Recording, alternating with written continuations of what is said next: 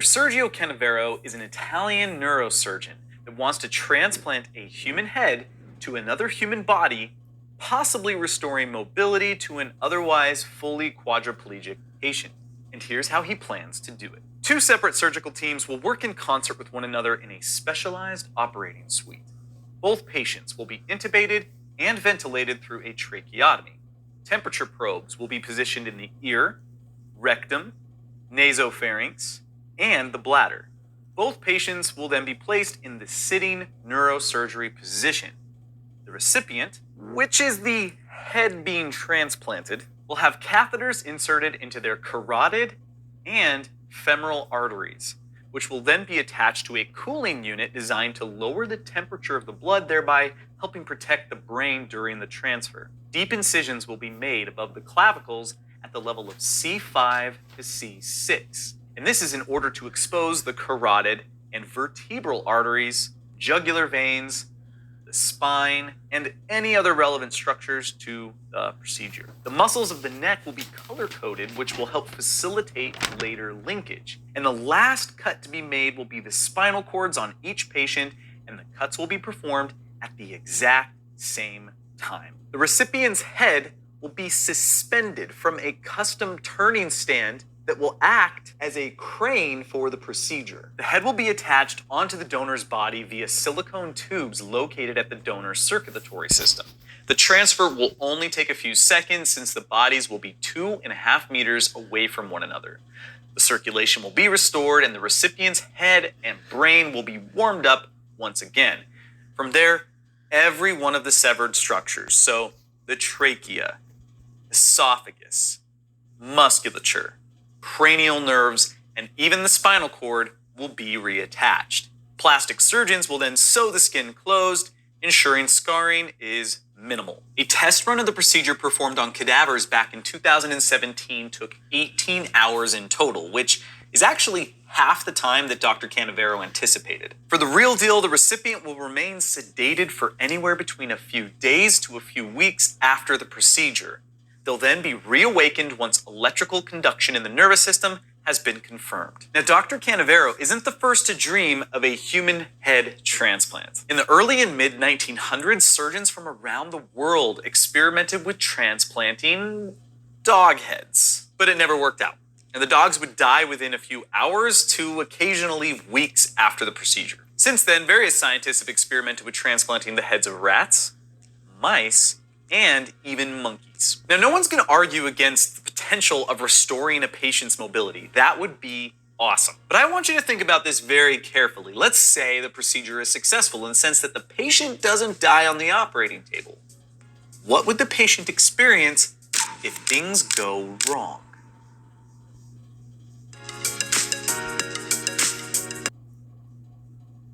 Shalom, shalom, shalom. All praises to the Most High, Yahweh, Bahashem, Yahweh Shai, which is to say in the ancient Hebrew, Yahweh, the name of the Heavenly Father, meaning He is, Bahashem, in the name, Yahweh Shai, He is our salvation. That's who the word English calls Jesus, a so-called black man. And to answer the question, if things go wrong, that's it for you. So you seen from the clip that I played that Esaw Edom wants to take it up to the next level, man. He wants to transfer heads.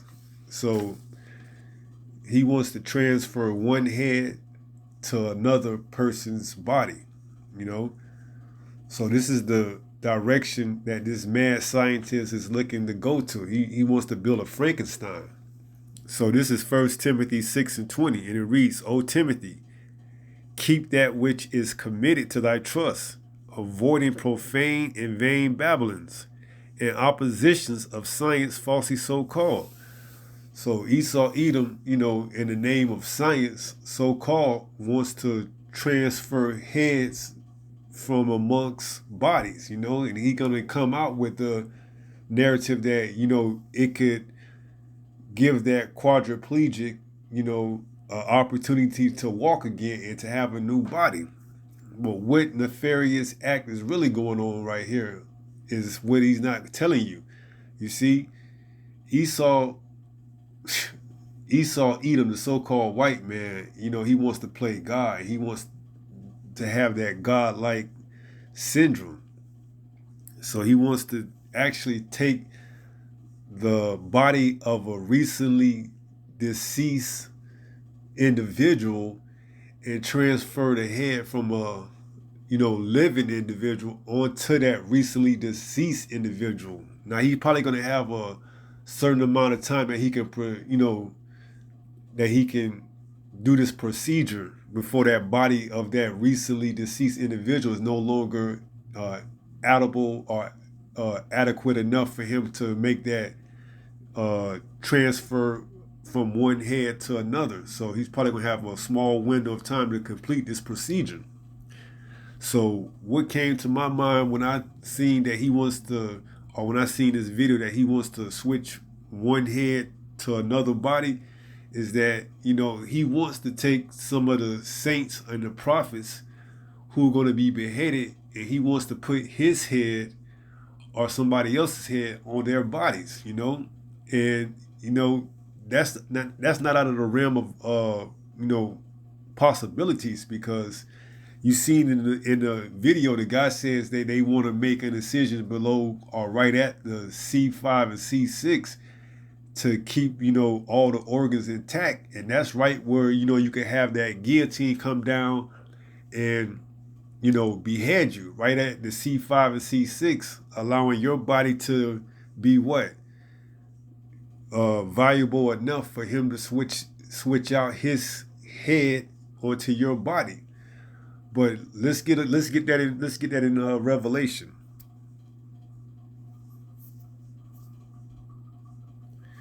This is Revelation 20 and verse 4, and it reads, "And I saw thrones, and they sat upon them, and judgment was given unto them.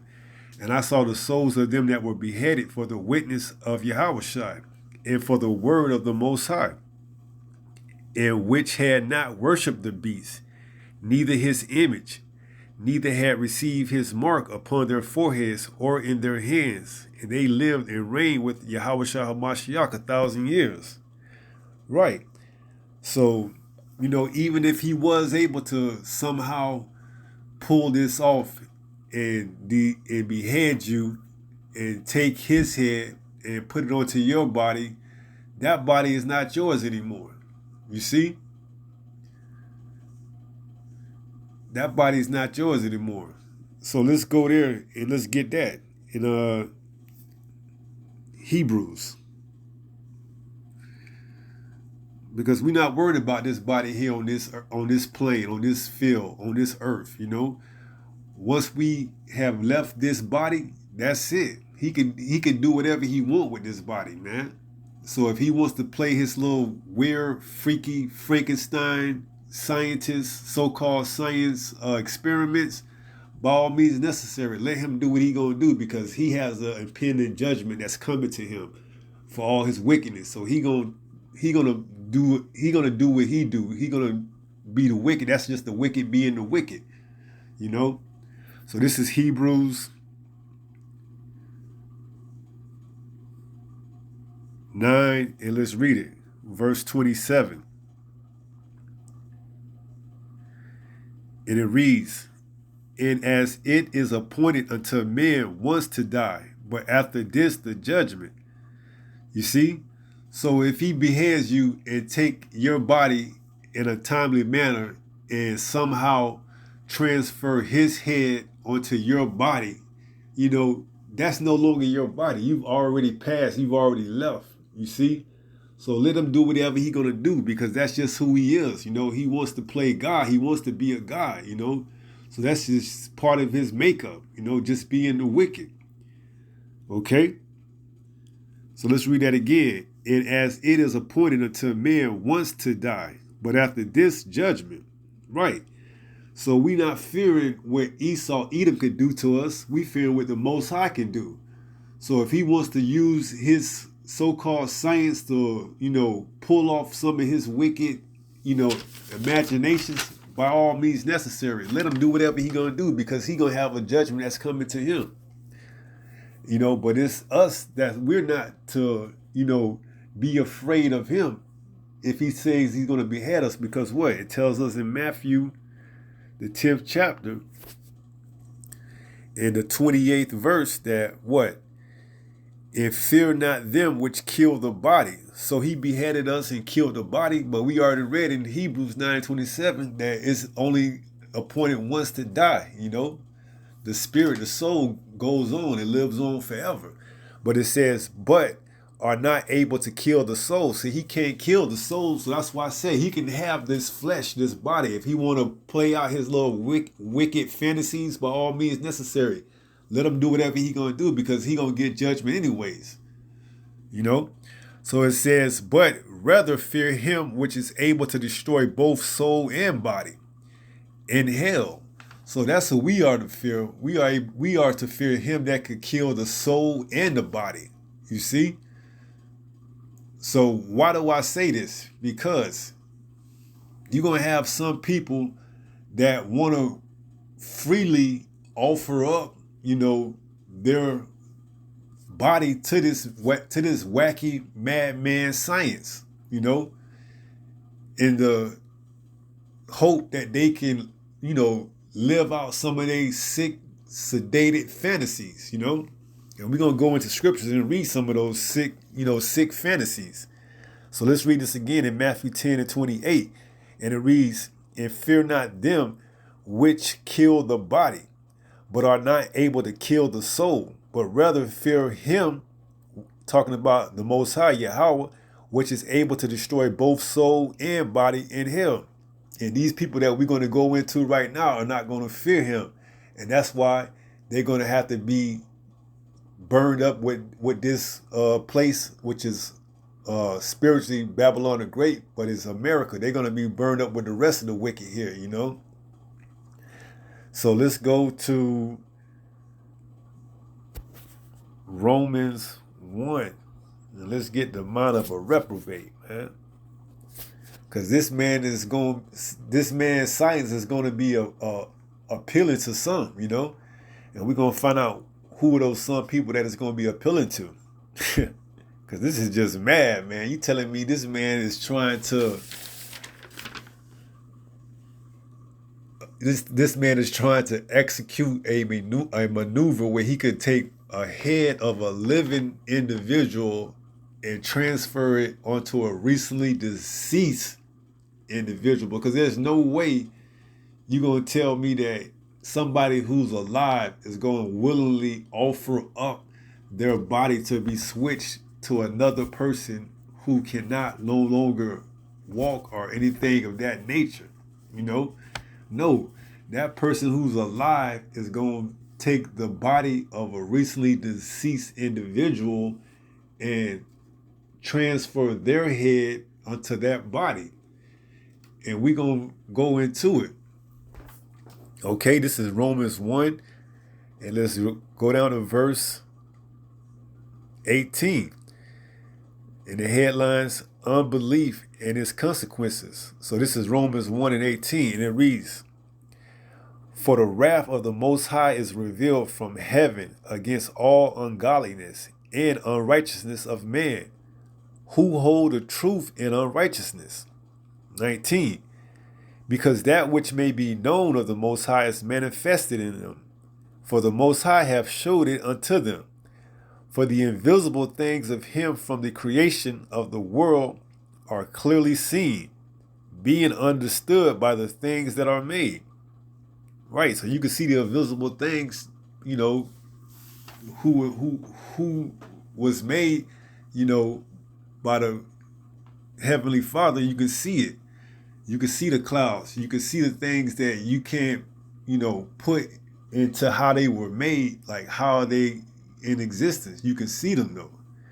So it says, "For the invisible things of him from the creation of the world are clearly seen, being understood by the things that are made, even his internal power and Godhead, so that they are without excuse."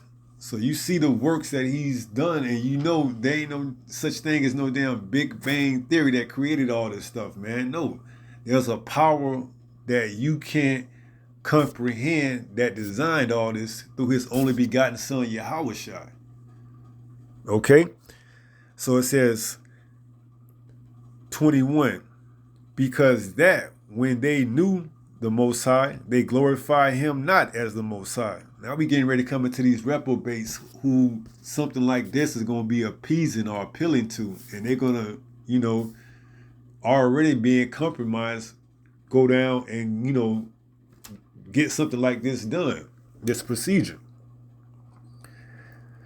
So it says, because that, verse 21, when they knew the Most High, they glorified him not as the Most High, neither were thankful, but became vain in their imaginations, and their foolish heart was darkened. Professing themselves to be wise, they became fools. And we're going to go into this, and we're going to see who those ones that are professing themselves to be wise, they became fools. And changed the glory of the uncorruptible power unto an image made like the corruptible man, and to birds, and four-footed beasts, and creeping things. You see? And this is this conscious community, man, trying to be, so intelligent and smart and discrediting the Most High for all his works that he done because they can't see and fathom. They rather believe that some Egyptian god named, Horus and his wife Isis, or whatever her name is, Iris, is responsible for the way, this world is shaped and structured. You go down to the underworld, and Anubis, which is a dog, which is a man with a dog head, sentence you to your judgment, and you come back. This is all madness. And you're going to see that these reprobates, they're going to give themselves over to some seducing spirit to go down there and have a procedure like this done. Like you can see one of these conscious, individuals in this conscious community, going down and getting some procedure like this done. Having that mark already in their forehead, going down, transplanting that mark, into a dog's head, and having that dog head transfer onto their body. So now what? They walking around here with a body with a shape of a man and a head of a dog, talking about they Anubis. You can see something like this happening, man. Once Esaw get into his, bag, and he start pulling out all these, wicked imaginations of his and allowing people to partake in this madness, you can see things like this happening. So let's go on and continue to read, because we're gonna get it, man. So it says, and change the 23. No, let's go back up to 22, because this is part of the conscious community, man. They trying to be so smart and deep and think they have the mysteries figured out and understood. You can see them lining up and taking that mark, and then professing to be, wise, go down and transfer the head of a dog into the body of a man, So it says 22, professing themselves to be wise, they became fools, and changed the glory of the uncorruptible power into an image made like to corruptible man, and to birds, and four-footed beasts, and creeping things. Now let's see some of these images of the Egyptian gods. All right, you got some of the gods that these conscious people in the conscious community worship, man. And this is Osiris, Isis, look at Set. You see these you see these gods with these animal heads and these human bodies. You can see easily these conscious people, these conscious community. You can see the conscious community going down and getting a procedure done like this and having their body with a human head transfer over into a dog or a monkey or whatever, head to worship these Egyptian gods. So you got Set, Anubis, which is the dog head. What else you got? You got Horus, which is a bird, man. You can see them taking that mark that they done had implanted in their forehead, which is probably going to have, files of their memory downloaded onto and transferring it into a animal head, and then having that animal head transfer over back onto their body. And now in their professing to be wise became fools, professing that they are Anubis or Horus or Thoth or Ra, or you just pick it, man.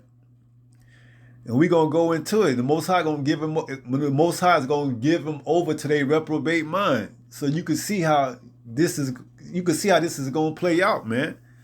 So what else we got? You looking at it right here. All these bodies got different heads on it, and they could just switch them out, interchangeable. So you can see Esaw, Edom, man. This man is the wicked of the wicked. He gonna allow these individuals to play alongside him, and if they want, take on the characteristics of any of these Egyptian gods, or deities, should I say. So let's go back to the scripture. Romans 1:22. Professing themselves to be wise, they became fools. Looking like a half man, half monkey or dog or whatever. And changed the glory of the uncorruptible God into an image made like to corruptible man, and to birds, and four-footed beasts, and creeping things. Wherefore the Most High also gave them up into uncleanness. Salakia 24. Wherefore the Most High also gave them up to uncleanness through the lust of their own hearts, their minds. So he gave them over to their own minds and dishonored their own bodies between themselves. So you're going to see they're going to dishonor their own bodies because they're going to be putting on these different heads, And in their mind, they're going to be wearing it, they're going to be wearing it proudly, thinking that they are revering or worshiping these Egyptian deities. Who changed the truth of the Most High? Verse 25. Who changed the truth of the Most High into a lie, and worship and serve the creature more than the Creator, who is blessed forever all month? And we're going to continue to read who changed the truth of the Most High into a lie. We already know that that's Esaw, Edom, the wicked. And worship and serve the creature more than the Creator. Now these reprobate minds, these conscious, this conscious community, they're going to be worshiping the creature more than the Creator. Taking his mark, playing in his playground, on his playground. Who is blessed forever all month. 26. For this cause the Most High gave them up unto vile affections. For even their woman did change their natural use unto that which is against nature. And likewise also the man, leaving the natural use of the woman, burnt in their lust one toward another, man with man, working that which is unseemly, and receiving in themselves that recompense of their error which was met. And even as they did not like to retain the power in their knowledge, the power gave them over to a reprobate mind to do those things which are not convenient. So you can see you got women that like women, lesbians, and men that like men, gays. You got to be careful with words you use because you can get strike. So you can see a woman wanting to take her head who's been, implemented with the mark and put it onto a man's head so she could keep her memories when she was a woman but have a man's body, and use that man's body to impregnate her, don't want to say fiance or wife, but her other significant other, which is another female, and in the, in the name of science, in her mind, she's thinking that she's using the man body, but she has her own mind still in attack with that mark. So in her mind, she's still that female, thought, which is a reprobate mind, but she has the body of a man and can use that body to inseminate her significant other. And vice versa. That man who's now wanting to play the role of the wife could take his mark that he put inside his head and what? Use it to transfer onto a woman's body. So now his significant other, which is a man, can inseminate him. I mean, this, you thinking this is wild, but this is the chaos and the confusion that spiritually known as Babylon the Great, which is America, wants to indulge in. And this is why this place has to be completely wiped off the face of the earth, man. And this is why these Edomites has to be taken off, because they are a cancer to this earth, man. Their only job was to be the wicked, and they playing their role, man, deceiving the mass, of our people, the 2/3. So once their job is through, according to Obadiah 1 and 18, they have to be taken off, taken out, obliterated, decimated. So let's continue on, man, because this man, man, only the wicked would think of something like this and actually, not just thinking but acting out on it as well. So it says, for this cause the Most High gave them up unto foul affections. For even their woman did change the natural use into that which is against nature. And likewise also the man, leaving the natural use of the woman, burnt in their lust one toward another, man with man, working that which is unseemly, and receiving in themselves that recompense of their error, which was met. And that error that's going to be met, man, that's going to be allowing them to be given over to their, vile affections, that reprobate mind, believing that just because they switch bodies that they can somehow be justified, in seeing that they're not sleeping with a man. But no, you still have that mind, that mindset, there's no getting around it, man. And you've already received that mark. So 29, being filled with all unrighteousness, fornication, wickedness, covetousness, maliciousness, full of envy, murder, debate, deceit, majesty, whispers, backbiters, haters of the Most High, despiteful, proud, boasters, inventors of evil things, disobedient to parents, without understanding, covenant breakers, without natural affection, implacable, unmerciful, who knowing the judgment of the Most High, that they which commit such things are worthy of death, not only do the same, but have pleasure in them that do them. So even knowing that all these things are worthy of death, they still have pleasure in doing them, because they've been given over to a reprobated mind. So Esau, Edom is going to allow these people to play, along with him as far as they want to go. If they want to take their head and put it onto another body, and then they might be justified by doing so because they're no longer in their body, because that's what all he's giving you. That's what he's been giving you, in his different doctrines and philosophies. Oh, I felt like I was born, I felt like I was born a woman in a man's body. Okay, well now you could do something about it. Now you could actually put your body onto whatever body you feel like you was born in. You see? He's going to give these people over to their reprobate minds, and essentially that's going to be the, thing that seal their fate, which is going to be that second death, which is in the lake of fire, which is going to be those missiles coming to cleanse and purge this land, which is spiritually Babylon the Great, which is America, the land of confusion, Babel. You see? So yeah, they got to get it, man. Esau gonna be able to pull some of these things off to a certain extent,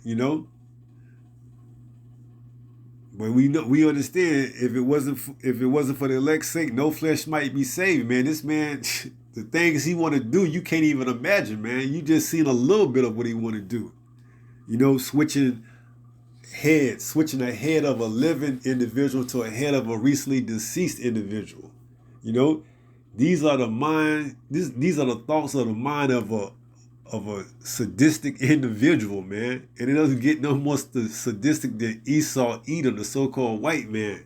And you see it, you might have other people that think about, things like this. But Esau Edom is the mad scientist that wants to actually act it out and to pull it off. And we know with that mark, he gonna be able to do it to a certain extent. You seeing them do trials right now. What, paraplegics being able to walk again because the mark can reattach certain sensories to get them to respond and stuff like that.